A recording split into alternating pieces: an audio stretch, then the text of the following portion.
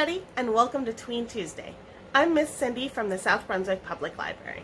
Today, we are going to use a few simple and one kind of weird ingredient to make DIY scratch art.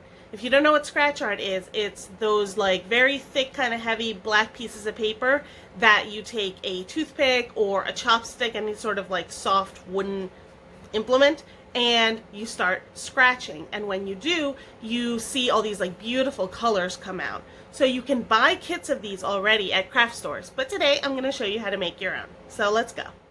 Alright guys, let's get started on part one of our scratch art.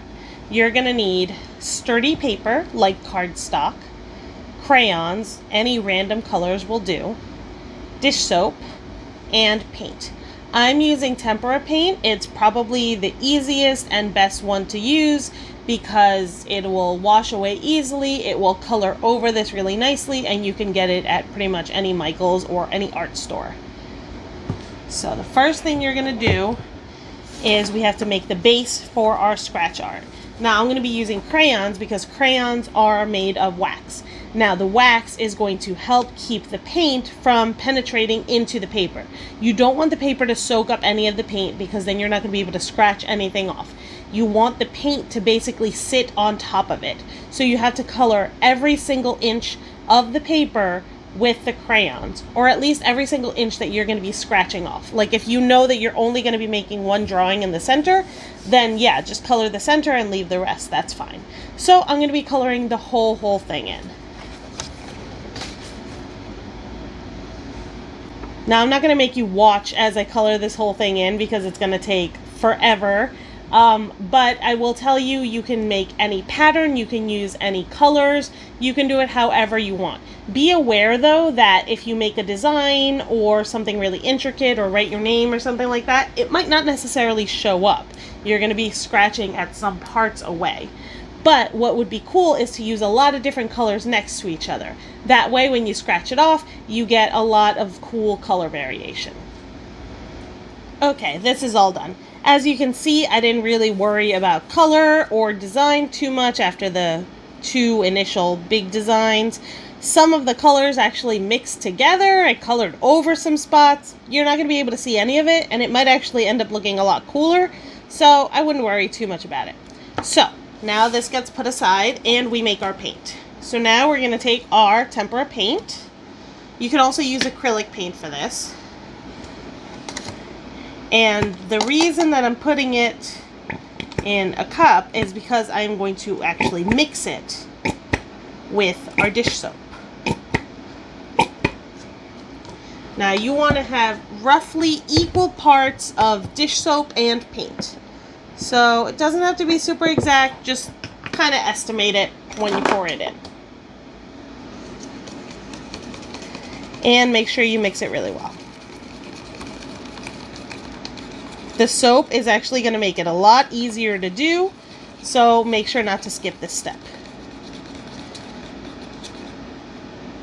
Alright, perfect. I'm going to put this aside. And now we start painting. You might have to do more than one layer. That's fine. You do whatever it takes to cover it. And it doesn't need to be perfectly 1000% pitch black. You can make it that way if you want by adding more layers of paint. But if some crayon peeks through, that's fine.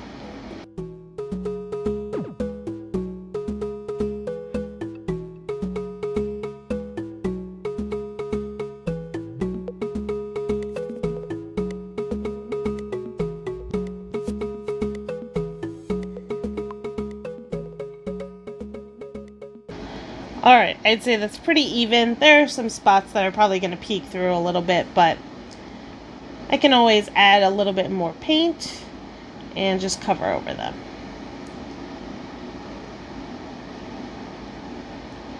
Now this just needs to dry. It's probably going to take about an hour, so I'll see you then. Okay, it has been a little bit over an hour, and it's actually not dry all the way yet. There's still a piece that I had to fix because it got scraped off. So I'm just going to ignore that bit for now. Most of the rest of it is dry though, except for this little piece that flaked off a little bit, so I guess that's where we'll start. Basically now you just need anything that's pointy but not too pointy, so like a toothpick would be good. I'm using just this like wooden stick. And you just carefully want to scrape off the bits. So I'm going to start, again, this piece that got a little scraped off.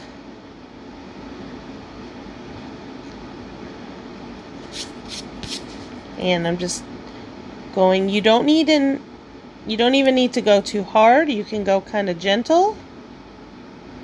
And it should scrape off pretty nicely. And from there, you can make whatever design you want. Okay, so apart from the drying time, the scratch art is actually really surprisingly fast and pretty easy, and you can do this over and over again to make really, really cool artwork that you can design yourself. If you look at the picture that I posted earlier, mine is actually cut into the form-ish of a Greek vase, because I wanted to make my own DIY Greek vase, like something that maybe you'd get out of Percy Jackson or the movie Hercules, something like that. But you can pretty much do whatever you want with your scratch art pad. Alright, so that is all that we've got for you today, but I will see you guys next week on Tween Tuesday. Happy crafting!